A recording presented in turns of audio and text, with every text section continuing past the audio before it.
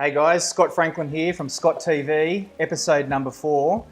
Today I've got with me the legend and my coach Adrian DAmico. Thank you. Mate, Pleasure to be here. been looking forward to doing this for ages. Me too. You got the memo on the black shirt? I did actually. Mate, I just want to, we've known each other since November last year when I come to your social media boot camp. And we kind of hit it off straight away with some of the way we see the world and some of the things we think about and kind of our mission in life. So I just wanted to share with everyone some of the things that I know about you that I think is really inspirational, that I think the whole world needs to know about as well. Yeah. So if you would like to kind of start us off the story, I want to go back to the very beginning and just give like a foundation of the kind of person you are and how you grew up, so people can see how you've shaped up to become the man that you are today. So what are some of your earliest recollections of like home life, you know, when you're really, really young with mum and dad? Like, what are some of the things that jump into your head? Describe to us what that was like. That's an interesting question. I think home life for us, for me particularly growing up, was unstable. Yeah. So it was actually, when I say unstable, it was like it really swung from good to bad really quickly all of the time. And I don't know if that makes any sense, but yeah, there were really, really good moments. There were really, really happy times. You know, there was a lot of love, a lot of compassion, but at the same time, there was a lot of arguments. There was a lot of fights, not just with my mum and dad, but with our extended family. Like my dad, you know, is Italian and mum's from Australia, and Italians love to love and they love to hate. You know, so there was just tons and tons of fighting. Everyone, we had this. My memories really are of our family in particular, in terms of, when I think you're leading with this, in terms of what life was like. It wasn't like a super hard life, but again, you got to witness a lot of that sort of ups and downs, and just a lot of the family feuds and all that kind of stuff. At any one time, if my parents weren't arguing with each other, they were arguing with a family member, you know, and someone wasn't talking to someone else. And I don't want to sound like it's it was all like that, but intertwined with all those moments were quite beautiful moments. You know, I remember from a childhood, there was my dad in particular was, as a young father, to give him credit, was really good as a young father. You know, very playful, very jovial. My dad has been a musician for most of his life, and a lot of that rubbed off on my brother and I, in terms of having that creativity around the music, and having a bit more of a zest for life, in terms of having just more the creativity of things, more of an adventure. And that's how I remember my dad as a young kid. When we got older and we got our mind of our own, things started to change, in terms of our relationships, which I'm sure we'll get into. So, and mum on the other side was just a very optimist at heart. So she had experienced much trauma in her life, in her childhood, and as in her marriage, and she used to always sort of impart on us the positives, and almost impart on us the right way to do things, the right way to treat a woman, the right way to think about life. Have a glass is half full. She was just the optimist at heart. So that's kind of, in a nutshell, how things were like growing up. And I think it's a good summary of it, because I feel that like everyone is like a product of both of their parents. And when you've described the good traits of both your dad and your mum during the young years, I would say that you're exactly that now. Like, you're very positive, very optimistic, very playful, very jovial. So you've taken along all of the good traits, and I'm sure you've taken along some of the negative traits as we do as well. Yeah. But I feel that the majority of how you present yourself is all of the good stuff. So, and I think that's like important for all parents to know, is that they are passing on down the line certain traits, and that we are going to pass on positive ones and also negative ones. But it's just making sure that the kids growing up become majority of the positive rather than the negative, because you've got to have both. So I feel that's a really good insight for that. So as everyone already knows who's watching this, you are Mr. Life Lessons, right? So the way I look at life lessons is if we look back in time with hindsight, with all the things that we know now, what are some of the life lessons that you learned during them early years? So when I think about that, I personally think about the things that I can be thankful for, right? So one of the things that really comes to mind, for example, was when I was saying my speech at my wedding. Okay, and you know, when you typically go on about when you hear people say things at their wedding, what they typically say is, "I really like to thank my mum and dad because if it wasn't for you, then this wouldn't have happened." That kind of thing.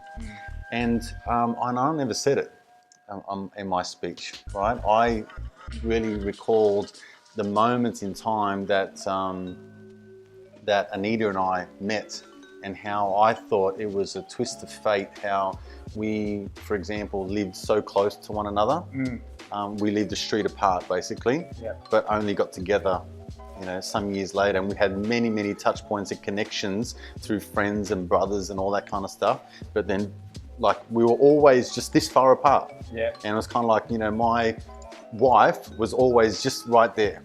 That sort of thing. So I talked a lot about that, but I never really mentioned things about my dad and about my mum. Maybe it's because, I don't know, maybe they were separated or they are separated, but maybe it was because of that. Maybe it was because of my relationship with my dad just hasn't been the greatest, like through adolescence, and you know, we don't talk. We haven't talked for 10 years, you know, so there's all those sorts of things which I probably didn't want to, like unconsciously, I didn't want to, you know, talk about that kind of stuff. I want to talk about the good stuff. But when I think about my mum and dad, I think about the positives that I can take away from them. So my dad would be pleased to hear about this, right? Because we just fucking clash all the time, right? I mean, like, we really have just, a relationship that's not cohesive at all. But if I can take the positives out of what I've retained from my father, it is the creativity. So my music background, anything to do with verbal communication, right? My dad was basically, you know, just that sort of natural born salesman, you know what I mean? He used to work in a retail store and all that kind of stuff. So he was just good with his words, okay? Unfortunately, I think for him, there's more moments in his life where he's used his words in a more manipulative sense to get what he wants, rather than to do something that's actually for good. So he'd obviously disagree with that, but that's my opinion, right? Whereas I've utilized those things, I feel, now in my later life, because there are times where I feel like I have been, you know, I haven't been the best person to my friends or to people that I've been surrounding with, you know. Like, I recollect younger years where, you know, I thought I was a bit of a dick in high school. I had reasonable grounds to think so, or to act that way, because I had a troubled life during high school. But I pick apart those things and I use them now for good. My mum, like I said before, was the type of person who used to tell me, my man-to-man talks about life and love and relationships and the girl that broke my heart was with my mum. Right. I never had those talks with dad. So when I used to, now that I know what my mum's been through, and she's divulged parts of her history and things that she's gone through, I know that she was telling me the exact opposite of what she was going through. This is respect, this is love, this is generosity, this is connection, you know, this is family. These are morals, you know, all that kind of stuff, right?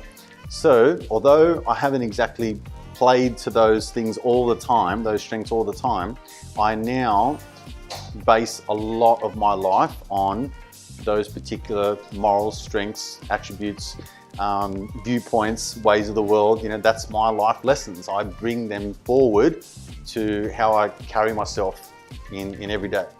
And that's aside from just all the other shit that happens in life, you know what I mean? So that's yeah, I think I've answered your question Oh, somewhere. absolutely. Yeah, it's the opposite of emotional turmoil or ups and downs is harmony and love and respect.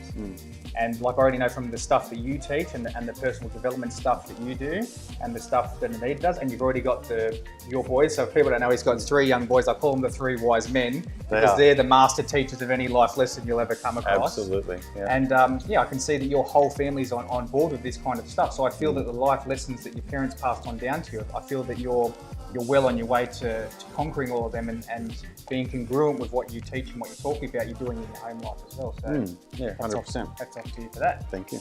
All right, so tell us a bit about how you were through primary school. So what were some of your pain points and some of your good memories through primary school? Okay, so I think primary school and my experiences there were up and down again. I felt like, looking back on it, most of the positives was that for some reason, and it could be part of the reasons why I've just explained in terms of how I was brought up, I was always an optimistic person. Okay, even when I was flat out rejected by, say, someone in the school ground, who wouldn't be friends with me or wouldn't let me hang out with them or anything like that, it's almost like I just never saw it as a rejection.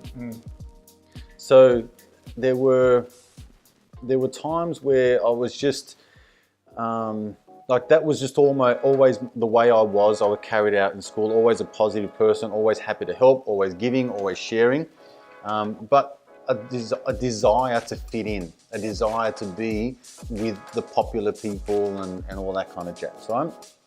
So what I found was that on the negative side of things, I was typically an opinionated kid. Yeah. So I was always speaking my mind. One of the things that my mum always say is like, stand your ground, speak your mind, say the truth, right? So I would always just say the truth. And there's a few things that have happened. I remember, for example, it would have been about year maybe 5 or 6. And this sounds a little bit, it's going to sound a little bit bad, but one of the girls came up to me and said, oh, so-and-so was, I don't know, not feeling too good in sport or whatever. And the teacher sort of put his hand up a shirt or down a shirt or something like that. And they thought that was really inappropriate, naturally. But they were telling me, I feel now they were telling me, because they knew I'd say something about it, right? So I said, well, that doesn't sound right, So I went to the teacher and said, hey, Mr. What's name, put his hand up so-and-so's shirt. And I don't think that's really good. And anyway, I got sent to the office straight away. You go to the office right now and here's the note and all this kind of stuff. And so I get walked into the office, and then I got told by the teacher that you realize what you're saying is going to cost this, or could cost this person this job. So be careful what you say and all this kind of jazz, right? And reduced me to tears. So I virtually got sort of bullied in a way not to speak out. Yeah. But it wasn't, that was just the type of person that I was. So I think for that, there's a number of reasons. I felt like I was a bit isolated in school. I felt like I wasn't really accepted. My cousin used to sort of, help me get in the group, that sort of thing. So yeah, I don't know if I'm rambling on a bit too much, but there's positives and negatives to the whole thing. Inwardly, I would always be that positive, outgoing person. Another story that comes to mind is this guy, Johnny Rumble. Johnny Rumble had a hip operation at the age of I don't know, 8 or 10 or something like that. I said it's probably year 4 or 5. And he had this major operation. When I went to visit him in hospital, he had weights hanging off his legs. So his legs he was sitting on the bed, his legs were hanging, towards the end of the bed, but they had weights attached to it to sort of pull his hips down, right? I don't know exactly what was wrong medically, but he had this major operation at a very young age. So I went into the hospital, paid him a visit, and when he came back to school, he was on crutches, and he was on crutches for a long time. We had this excursion where we were going to the museum up in Sydney, and so that day, for whatever reason, I hung around Johnny. and Johnny was always needing someone to hold his bag, right? And being from a European family, like my lunch boxes were stacked, right? So, and they were from the best delicatessen, like, in town. So we kind of had like, all the salamis, all the cheeses. We had, the bread rolls, we had the snacks, I had the chips, I had all that kind of stuff. I had a bag of food, So anyway, but this poor kid had, like, I don't know, a fucking Devon sandwich or something like that. Not there's anything wrong with Devon sandwiches, but he pretty much had, whatever, one packet of chips, one Sanger, and he was done, So I would, give him parts of my little lunch and parts of my big lunch, and then help him out. And my teacher at the time that was with us, Mrs. Spain, would come back, and I got this award, and I'd never really gotten an award for anything, So I got this merit certificate, and it was for helping out Johnny Rumble and the whole day, right? So it's, I think, a major part of that in terms of growing up is carried through. Like, I always just want to do something for those that are, that are less fortunate, or that, to give them a hand. Like, I don't know, why wouldn't you do it? So, yeah, for that primary school period, I think that's that's all I have to say about that. Yeah. I think you've hit on all the main points, like the isolation, the need to be accepted. Like kids now are still going through that stuff. But it's interesting when you're actually being selfless and helping someone else. I bet in them moments you didn't feel isolated, you didn't feel lonely, you didn't feel the need to please, because it was all about the other person. Correct. And I feel that's still one of your strongest traits now. Thank you. You're welcome. All right, so let's go fast forward into high school. Did those kind of traits follow suit, or were there other pain points that popped up for you? And what were some of the good experiences that contributed to make you who you are today? High school was trouble from the moment that I got in. So as soon as I landed in high school, stuff started to happen straight away with some older kids, started to get bullied. We had this report system where you're on level 5 was the level that you're on when you start. Level 6 was like the nuts, and then when you regress through the other levels, by the time you got to level 1, you were expelled. Okay, so I was on level 3 within a couple of months of starting high school. Right. And probably by about the end of year 8 and year 9, I was at level 2. So like I was sort of like, I had this, I think it was like a red card that I had to fill out every day. So I was on the borderline of getting expelled. My brother and I had a similar sort of pattern, with that kind of thing. And we both had, my mum both had the talks with the teachers about, I think your son's probably, going to be best suited to another school. Yeah. That sort of thing. So the bad parts were that I got bullied a lot. I got bullied inside and outside of school. I got into a lot of fights. I got questioned a lot about my sexuality. It was an all-boys school, right, which made things even worse. But I was pretty much just bullied to be gay. Yeah. Okay. So that's something that really just like messed with my schooling till year 10. Like, this was when I left. So the positives that come out of that really was that I had music. So I was always like, I was in the school band from this time that I started school. So and I was athletic, so I played sport. Went to whatever, like athletics carnivals. Played basketball through the whole thing, my whole schooling, and all. I had music, so I had music competitions. I had Stedfords and all that kind of stuff. Got to go away, so it was again just a real sort of dichotomy of I gained in popularity in terms of the people that accepted me or looked at me as a leader sort of thing. But then I had this whole other side. It was like just the whole sort of fear and the whole victim around being bullied. And like I said, that happened inside and outside of school. I'm starting to have these conversations like with my eldest boy now about being accepted and about people not saying the right things and all that kind of stuff. So Yeah, high school was quite emotional. Yeah, a lot of head in hand sort of moments. A lot of moments where I just didn't want to go to school, and a lot of fights. Like I remember punching on with a fair few kids, and one kid in particular, he just picked a bad day. So we went on a school trip, and we went on a ski excursion. And my teacher, so I'd already been going through all this stuff for a couple of years. This is in like year 9, so it's 3 years into high school. Yeah. And the sport teacher that come down had come into our room, the cabin that we were staying in. And a friend of mine, because we were all bunking together, so we were up to all hours of the night.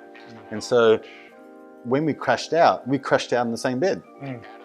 On the bus ride on the way home, he says, in front of everyone, "Oh, I should have taken a photo of you and Tim in the bed together."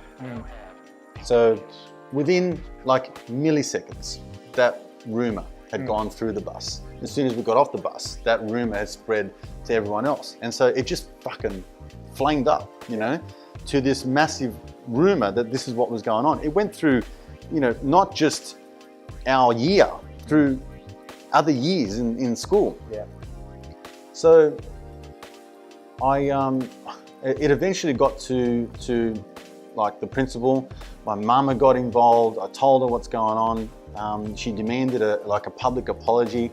The teacher just waffled on for fucking 20 minutes about nothing and didn't really say anything. Just said it's just used all these sort of words that no one really understood. And it's like, Mum goes, did he make an apology? And I go, look, he said something to the school, but I couldn't understand what the fuck he was saying. So, she's like, all right, it's a bit of a cop out.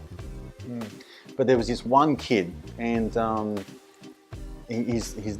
found out, a number of years ago, he had passed away for unknown reasons. I'm not sure, but he said, as I was coming past, like, "Watch your asses, Adrian's around," and I fucking lost it. It's like, that scene out of a movie where they're coming this way, and like their friends are coming this way, your friends are going that way, and it was like this. Dropped the bag, and his friends just went like this away, and so me and him were just fucking lined up, ready to go. And he was powerless in that moment. I smashed him, and I lost my temper so bad. I punched him, kicked him, like there was a set of steel stairs, right? And just like threw him down the stairs.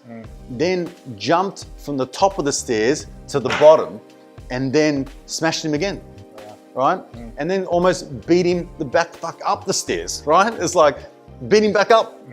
And I get to the top, and there's a crowd of people around, and this guy's just fucking losing it at school.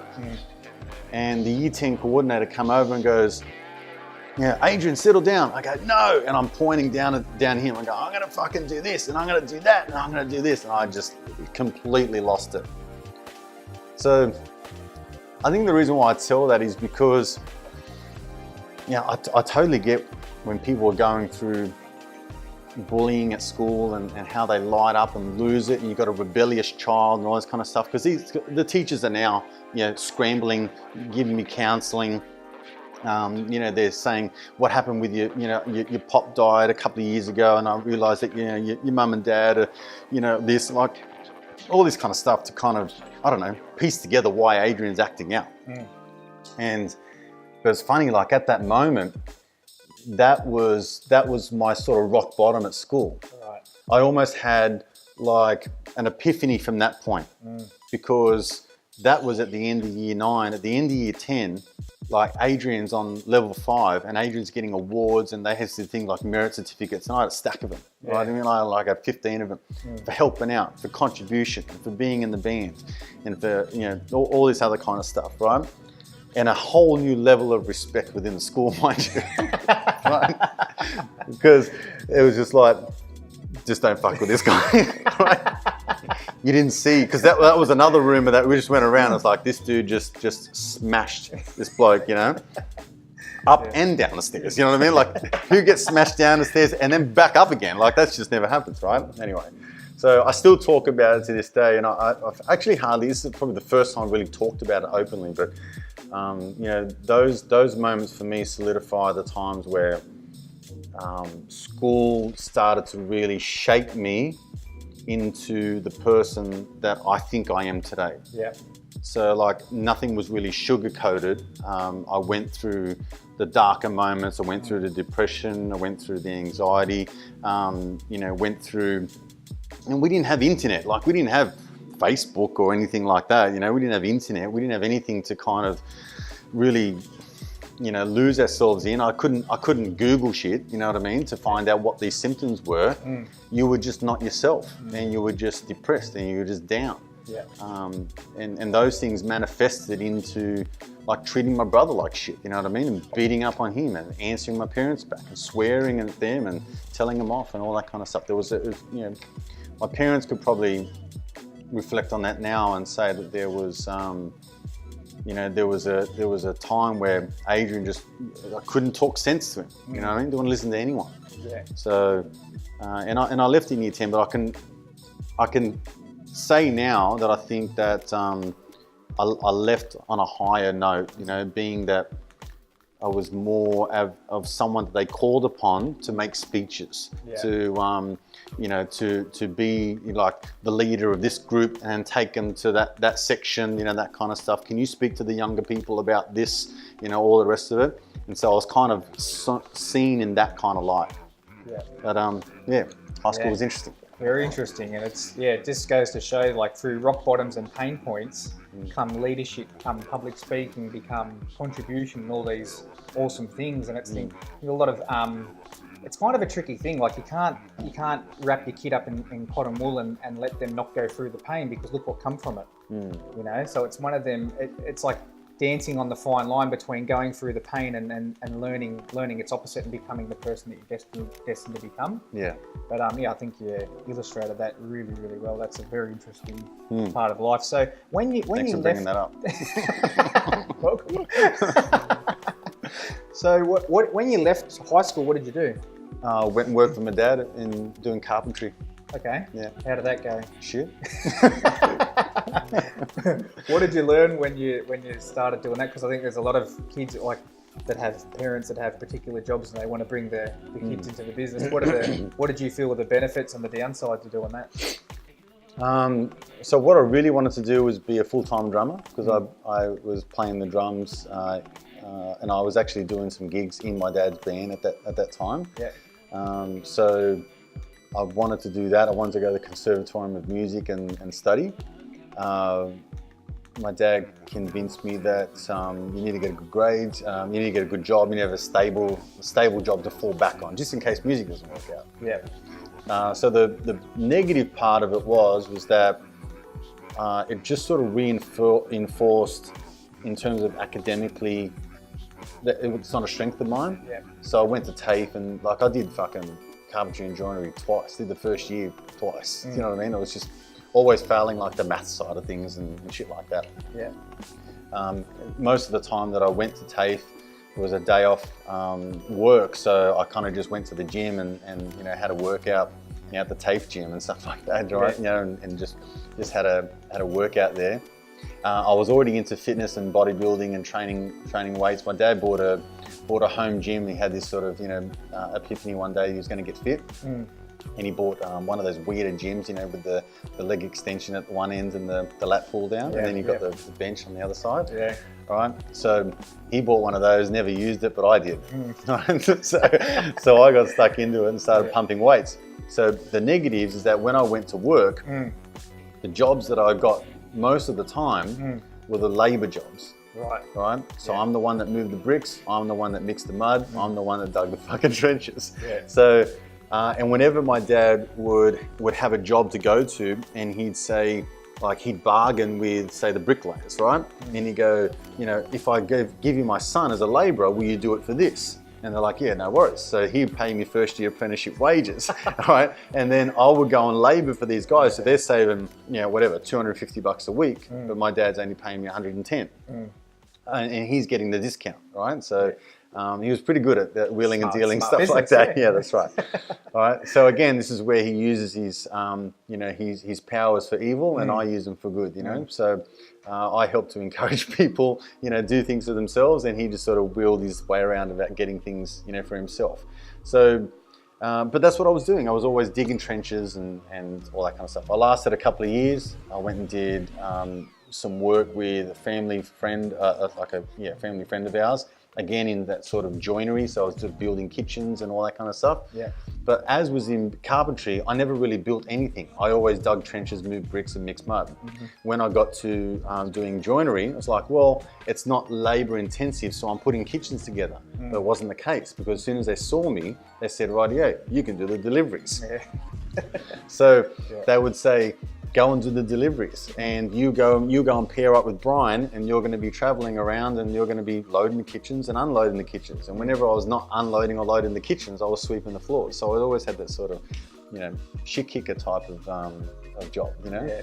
So yeah, you want me to keep going? No, that's good, because you can sort of see like the foundation of where your work and things started. But just a little side point that you mentioned there was the bodybuilding stuff. Yeah. Can you tell us a little bit about that? Because I feel it's like you never really let on like how well you did at that. And I'm really inspired, not just because like I'm interested in that stuff too, but I feel whenever you learn anything to a certain extent, whether it be music, business, bodybuilding, whenever you learn it to its fullest extent, you can always transfer that into other areas of life. So can you tell us like how far you actually took that? Yeah. I can attribute so much of personal development and mindset and self-belief and all that kind of stuff to bodybuilding. Yeah. Like tons of it. Yeah. When I first started, like I said, I was using my dad's weight bench at home. And then when I was at high school, there was a teacher that was a substitute teacher for a couple of months, and his name was Mr. DAmico. No relation, right? And he had a build on him, right? And so naturally I kind of go, man, you work out? And he goes, yeah, I used to do sprinting. I'm like, okay, sweet. So when we got to chatting, he goes, look, man, if you really want to start to like get bigger, then you should go to the gym. And then he introduced me to a gym in town, and we would go together, right? So like after school, and it probably sounds, I don't know, like the teacher relationship, but like he asked my dad if I could have permission to go with him. Like he did the right thing to make sure that there was nothing, sus going on or anything like that. Yeah. But we went to the gym. Yeah. And I got stuck into the gym. He got transferred to another school. Yeah. And so I stayed, and I stayed working out. Then the owner of that gym said, you should go and meet this guy, Mark. Mark and you have got a similar build, and he's way into competing and all that kind of stuff. And I think you'd really benefit, by working out together. So I met Mark, right? And Mark introduced me to a whole new way of training. And this level of training was based on this current Mr. Olympia champion called Dorian Yates. Right? And Dorian Yates had this, anyway, not to go with too far into detail, but his whole philosophy was training balls to the wall, right? It's like, why spend an hour and a half in the gym when you can achieve that same level of muscular atrophy in 20 minutes, right? So he brought this whole revolutionary type of thinking. But it meant that in order to achieve that sort of muscular atrophy, in order to grow your muscles and get really, really strong, you needed to lift your heaviest weight for as long as possible, for as many reps as possible until failure. You couldn't lift it even half a rep or even a quarter of a rep. Yeah. So it sounds like, oh, that's all you have to do, but it's actually not all you have to do, because there's this massive mind fuck that goes on when you are lifting, your maximum weight to a point where your body's screaming and it says, don't do this anymore, right? This hurts too bad. Drop the weight. You mad idiot, you know what I mean? Stop putting me under so much pain. And then you've got to then combat that thought with a no, it's another rep, right? Because when you got reps 1 through 10, when does the growth happen? On rep 1, The other one, like rep 10. No, on rep 11. Oh. Right? That's how it's going wrong. All right? So the growth happens on rep 11, not 1 through to 10. Yeah. It's when you can't do any more that you do more. That's where the growth occurs. Right, yeah. Right? Which is a good metaphor for life, right? Yeah, absolutely. So it was a very interesting time. Mark and I had become best friends. You know, I was his shadow for many years because everything around mindset, around belief, around visualization, it led me to, you know, growing bigger and stronger and all that kind of stuff. And eventually it led me into competitions. And the competitions is something that I really, really loved. Again, it was a massive mind test because I had to go from, you know, weighing whatever, 90 kilos, you know, high 80s, I think, when I first competed. It was 87, 88 kilos, excuse me. And then trimmed down to about 72 to get on stage. Yeah. And avoid all the foods that you really, really love to eat.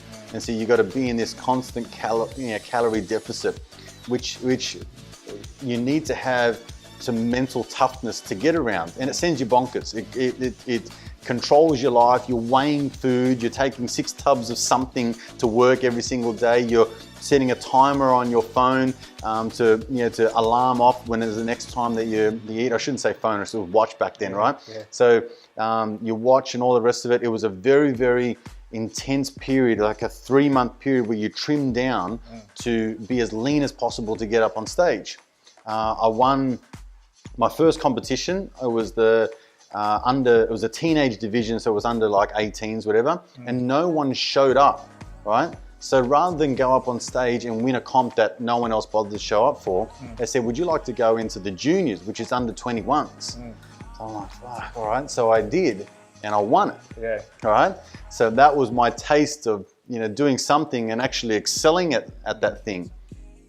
And then it became a point where I went on to win the under 90 kilo Mr. New South Wales. They're coiny titles, but, you know, Mr. New South Wales. And then I got as far as the Australasian under 90 kilo division, where I got 3rd. That was my second last sort of comp. After that, that was when I met Anita, and we, you know, had to get a real job and all that kind of stuff, and think about our future. And the passion and everything waned for doing the competitions.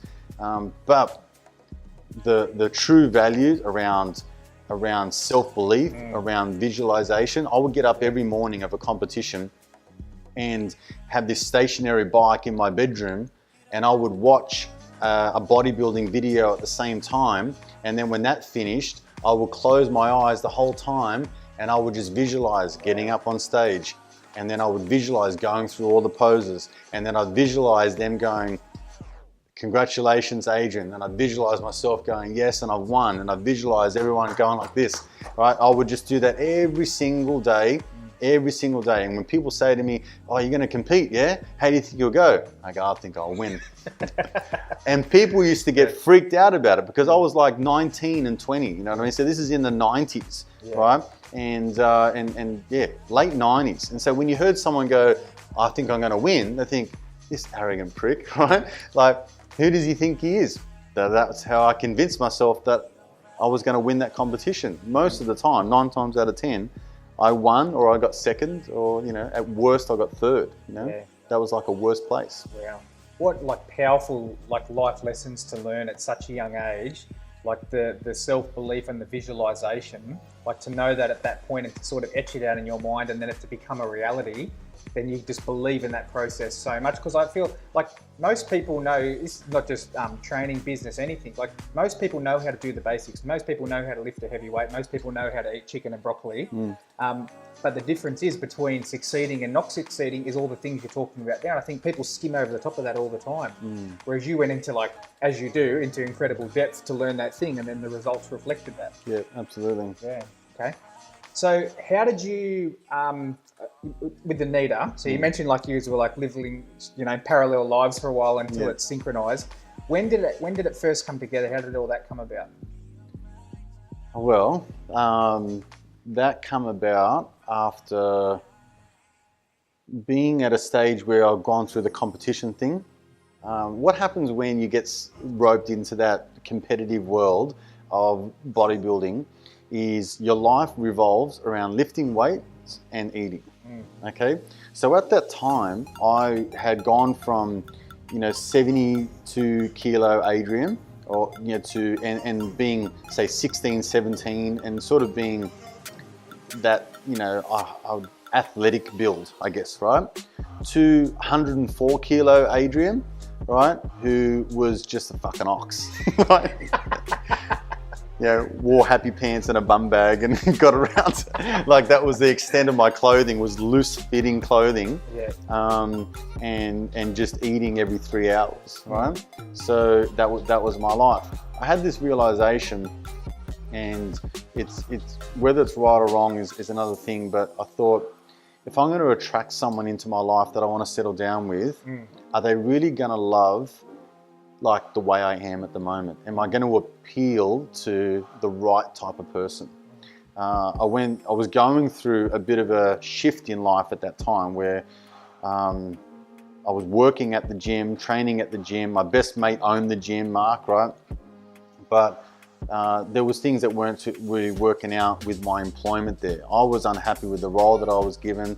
I was given a sales role, which was okay, but it wasn't going too well. The new manager started. He was giving me the shits. We were rubbing each other the wrong way. And so things had to change. And I knew of Anita, like for a long time, as you know, right? So like, we were living a few streets apart. I bought a set of mags off her brother at one point. He went to the gym. Whenever we'd sort of hang out at the beach, we'd sort of see Paul and he had this awesome little like hotted up Honda Civic, lowered, all that kind of stuff. Yeah, fully. All right. So we'd see each other, and I would see Anita whenever she was out with him and his mates. So we'd see each other in the gym because I worked there. So it'd be like she'd come in, swipe her card or whatever, and then go into the gym. So at one point we got to chatting, and I just sort of had this, I knew already because a little birdie told me that she had a little bit of a crush on me, right? So I kind of knew that was something there. And at the same time, because I was going through this shift, I had one of these moments at 2 a.m. in the morning where Tony Robbins come on the screen in the infomercial and had this program called 30 Days of Personal Power. So I had a credit card with like $1,000 limit on it, which I'd got to go to Queensland 1 year, and I was still fucking paying the thing off like 3 years later. Yeah. Right? So I bought the program on that. Anyway, one of the first things to do within that program is outline the things that you want in life. And not just outline, I want a car. What kind of car? I want a girl in my life. What does she look like? What kind of attributes does she have? What is she into?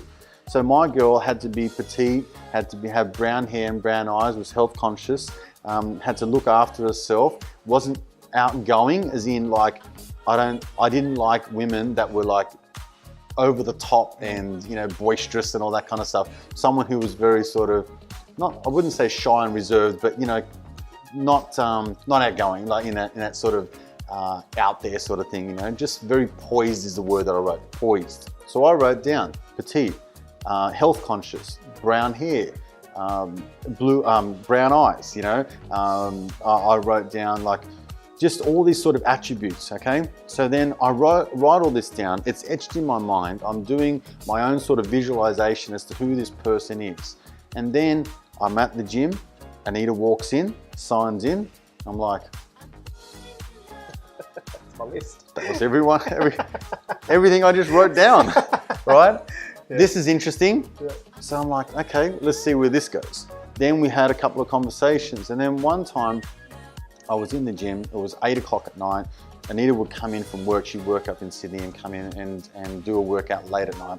So I got to chatting, and we just had a chat. And the conversation kind of went like, what are you doing with yourself? What are you doing with yourself? All this kind of stuff. And I said, I'm not really happy with where I am at the moment. I feel like I need to change.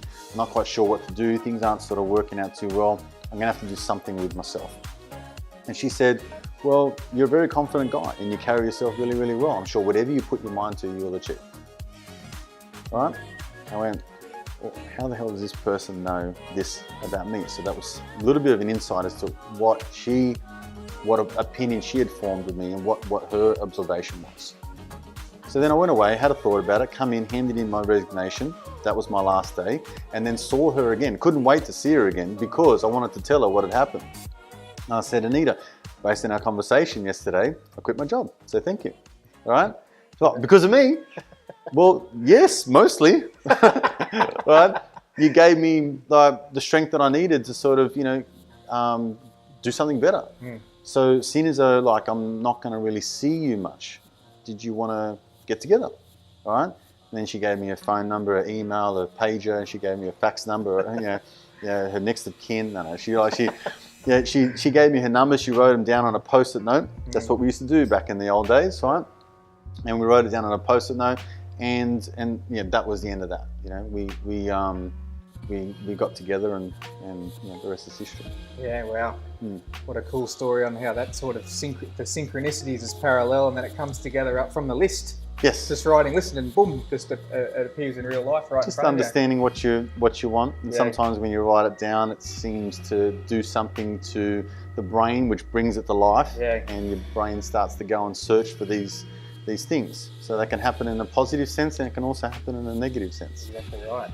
So I feel that like intimate relationships, along with parents, intimate relationships and also kids are probably the best place to learn life lessons because they know all of your good buttons and they know all of your bad buttons and vice versa. Yeah. So with you and Janine, like you guys now have 3 beautiful sons who I've had the pleasure to meet. Think the world of them. They're awesome. Thank you. So between the moment of coming together and then having the kids, what are some of the things that from a life lesson point of view, what are some of the things that you and Anita have worked through, and what are some of the positive things that have happened as well? Mate, we'll be here forever. What's the top 2 things? Look, I'll try and be more brief around this so I don't go too deep in the conversations, and I'll try not to cry at the same time because there's a lot of things that have really tested us. So, there's been so many beautiful moments from the time we got together to the time we got married and went away and went on a honeymoon, all that kind of stuff, bought our first house together, all the cliche moments, were all there. But the times that have really tested us, look, it's one of the biggest times that have come to mind is when Anita lost her mum to cancer. So that's a pretty dark time. It's a time that really still to this day affects her greatly. There's a lot of things that surround that particular event which we didn't know about. We found out at sort of the last minute. We had too little time to do anything about it, and it's one of those things where you start to think, you start to count your cards about how important, how precious life is. So there's that moment, and we still work through tough times like that. Mother's Day is always one of those things where it's bittersweet. She's got 3 beautiful boys, but her mum's not there to celebrate that. We lost a little girl. That's another time, in between Sebastian and Isaac. So, that was a time that really rocked us. These sort of things really work their number on you as a person and your intimate relationships and relationships that are people that are closer to you. And there's other times where there's, like, for me in most recent times, has probably been like career change. So I ran a real estate business for nearly 10 years, and for 3 years before that was part of my life. So it was a very much a part of my life. It was very much something that we built together. We made a lot of sacrifices in order to get to where we were. So when it come time for me to make the change to get out of that, where I felt like it wasn't serving my higher mission anymore, that over the last few years has added a tremendous amount of strain. And I think that for us to work through that to a point that we're at now, and with your help as well, is there have been the moments that have been the biggest life lessons. You know, it's almost like the world has a way of showing you what you need to work on the most by having events happen in your life. So in order to appreciate life, death lures around somewhere, you know what I mean? In order to appreciate how much you value someone else in your life, then it's like, well, let's just do everything we can to push this apart and get that person away, or to break you away from them, and then we'll see how much you really, really love them, how much you really, really want to make this work. You know, let's just see how your kids react to how you deal with that as well, you know, and throw that in the mix. So yeah, there's tons and tons of life lessons that have come from that. I really feel that it makes you as a person. So if you're listening and you're saying, you know, these things set to try us and they set the test, well, it is, but it's also a test of how badly you really want what you want out of life, right? Yeah. So those people who have something negative, and there's so many stories of people who have had horrific things. So like this to me is just like a piss in the ocean compared to the greats that we hear about that have had so much turmoil in their life and all these bad things, right? So we either have a situation or a decision to make as to whether we're going to go forward with this, and we're still going to pursue our dreams, our goals, and our passions, despite all the people that are saying you shouldn't do it, despite all the circumstances and events that are conflicting with your plans. You know, it's almost like, I've got my plans, I wrote them all out, and the universe goes, well, I've got a different fucking idea, all right? We kind of got this other little plan that we're going to just throw in there. Let's see if you can get over this fucking hurdle, you know? Yep. And if you truly want to be that way, then great, because you'll make it. But if you don't, then this will be the test. Yep. And it'll tell you whether you want your marriage to work, whether you want your kids to still love you, or whether you appreciate life over money and things and material possessions, and whether you actually want to do good to leave this world a better place than what you found it, or you actually want to just take whatever you can and suck the life out of it for what you want, and despite who you cross to get it, you know. So yeah, marriage and my the three wise men, like that has been just the biggest life lesson, and continues to be the biggest life lesson that teaches me the most. It's a strength that I draw upon, because it's truly how I connect and relate to everyone that I meet. Right. It's not about systems and processes and marketing and Facebook and lead generation and all that kind of stuff, you know? It's about what you want to do, why you want to do it, and is that conducive to and in alignment and congruent with your deepest values and mission and purpose? Because if it isn't, change it. Yeah.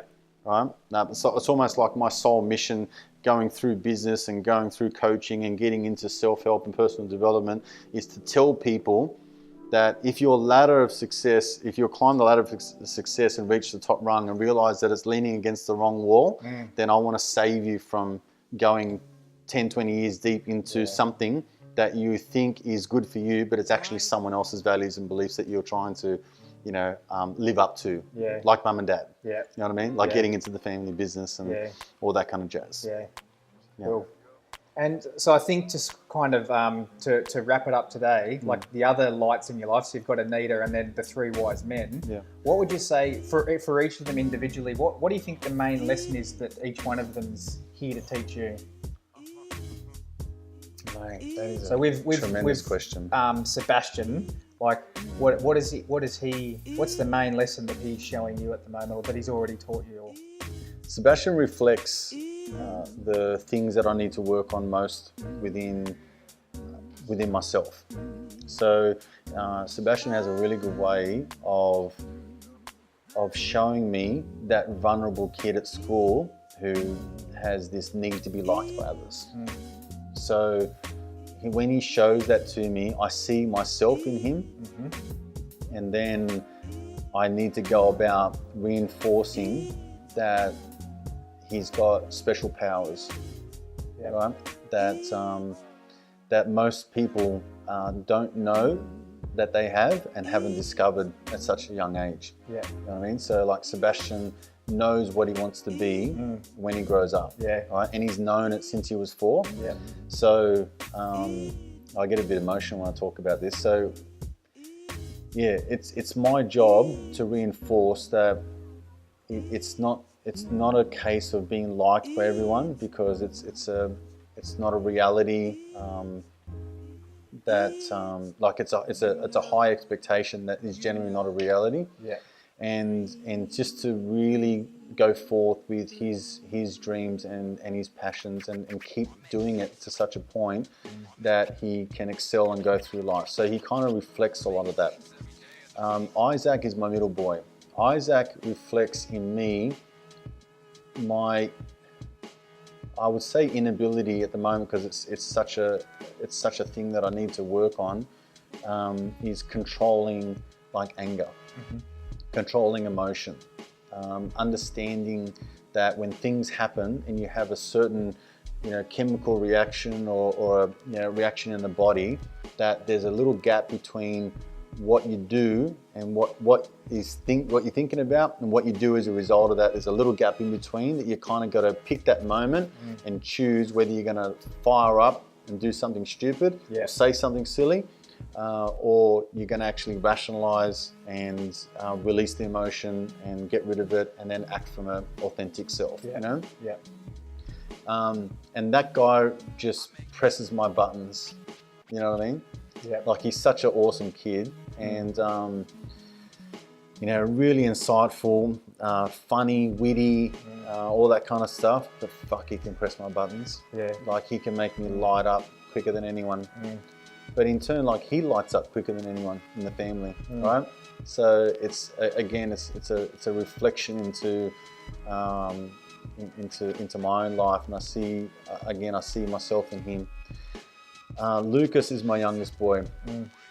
Lucas has got an energy that when he vibrates, like in terms of what he radiates, you can feel it. Like when you hug him, you can feel your heart tingle. Yeah. I'm gonna try and keep myself together here. I can feel my heart tingle. Like he has a way of making you feel really loved. He can look you deep in the eyes and really look into your eyes and hold it there. Like it's hard to hold eye contact for a long period of time. Yeah. That guy can look at you and look into your soul. Yeah. Right. Yeah. And it's like, because it's funny, because I spoke about this the other day where he was crawling into bed with me, and in the morning I thought he goes, "Dad, I've got to go to the toilet," right? And I thought, he's messed the bed up or whatever. And I got up and felt the bed and all the rest, and there's nothing there, and he just had to go to the toilet. But it was like, I don't know, 5:30 in the morning, 6 o'clock in the morning, not my time to get up anyway. So he crawls in the bed next to me, and when I get up, my mind starts racing. I'm always thinking about conquering the world. So I was just thinking about how life sets you these tests, and I've been listening to this interview where it's almost like, you got a fear of losing money or going broke. Well, then the universe goes, well, let's just send you broke, and then we'll make you realize that money is not everything. Yeah. And that your attachment to money is something that is going to cause more pain than anything. So let's just let that go. Yeah. You're afraid of being alone. All right, well, let's just ruin your relationship and we'll see how that goes. So I was just thinking, I know it sounds a bit deep for 6 o'clock in the morning, but that's what I was thinking about. and again, it was like, so yeah, the universe has a way, and I was thinking about in my life, it has a way of saying, like, we're going to make sure you live up to your own brochure, right? This is what you want out of life. Well, we're going to test you in all those areas, and then we're going to make sure you rise to the occasion. Yeah. And Lucas is fast asleep, right? He's cuddled up next to me, and he does sleep talk, right, from time to time. Normally I hear him giggle and all that kind of stuff, right? And he goes, yeah. I was thinking at that time, that has happened in my life, Yeah. And he goes, yeah. Like you have to say, yeah, it happens. All right. So that's how connected that guy is. He doesn't know it. And I'm sure they all speak to their sister. I'm sure that she always connects with them in some sort of way. They speak to me because they're surrounded by this all the time. And the things that I go on about, they speak to me all the time in terms that I wouldn't have even said until I was in my, like early 20s. Yeah. You know what I mean? So they connect, they say things, they say on a spiritual level, on a higher level, they connect with spirits, you know what I mean? Like all sorts of stuff. They mention things to me that you just otherwise wouldn't think about as a 5-year-old or a 7-year-old or a 10-year-old.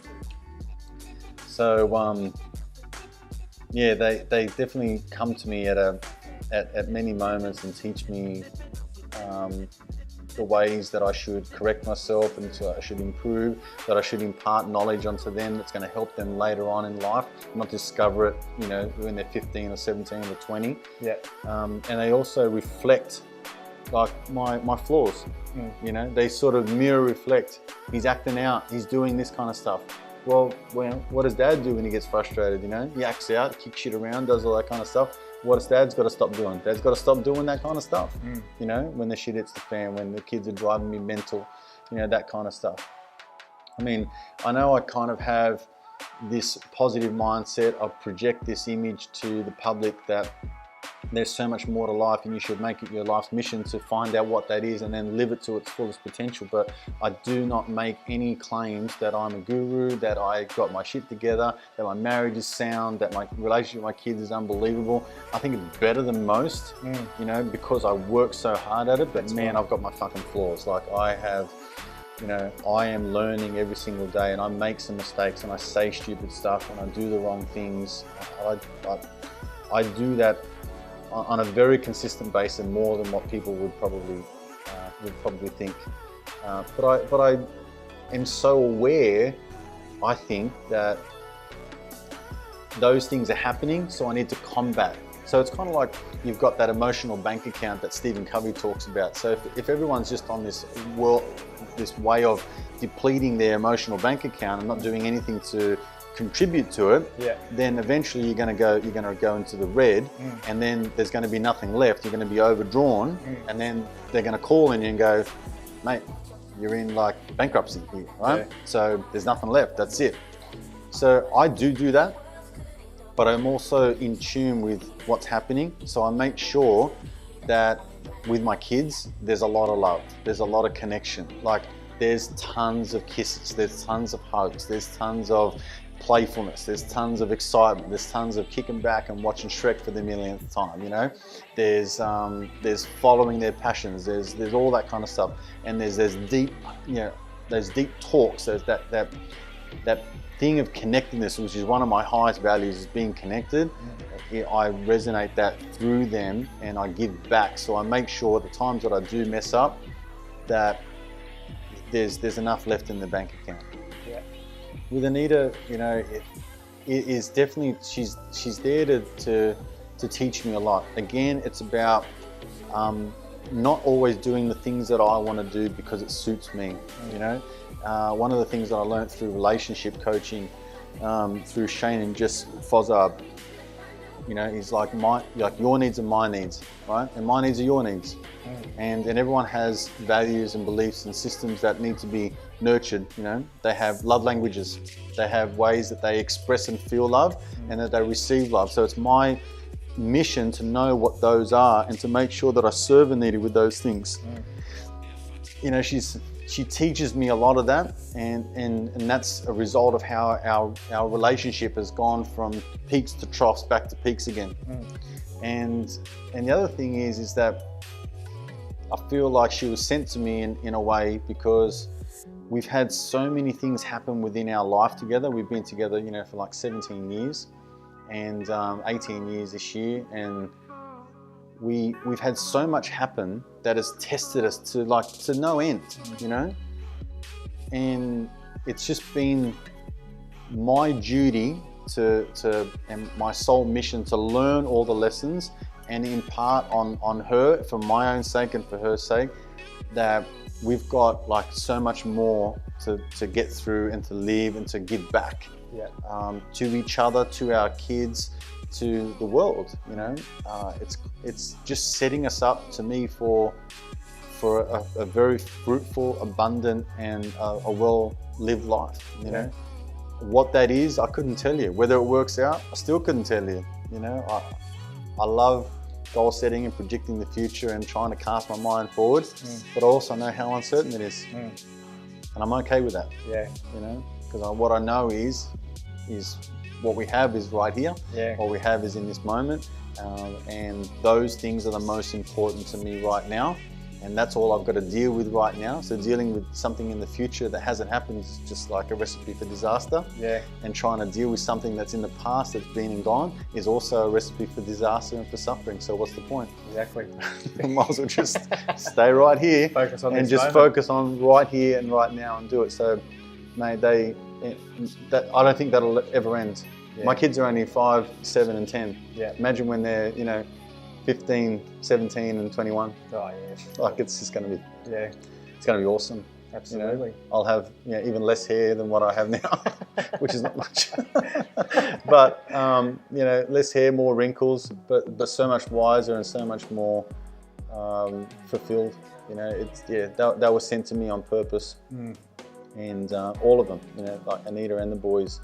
And yeah, they certainly make me who I am today, for sure. So while we're in this moment, I just wanted to thank you for like not only being like a dear friend of mine, but you've inspired me so much in my life. Like through you being like the effort you put into being a good husband, the effort you put into being a good dad, the effort that you put into your friendships, the effort that you put into your business and your clients. Like that's what I strive for. So if I could just be a shade of what you are in your life right now, like that's what lights me up inside. And I feel you cover all areas of life, so I just wanted to thank you. Oh, thank you. That means so much to me. Thank you. And that was massively insightful. Like, thank you for sharing all of that. I'm glad. And I hope everyone watching found some inspiration in it as well. So, yeah, mate, thanks very much for the interview. Pleasure. And hope you guys enjoyed it. See you later.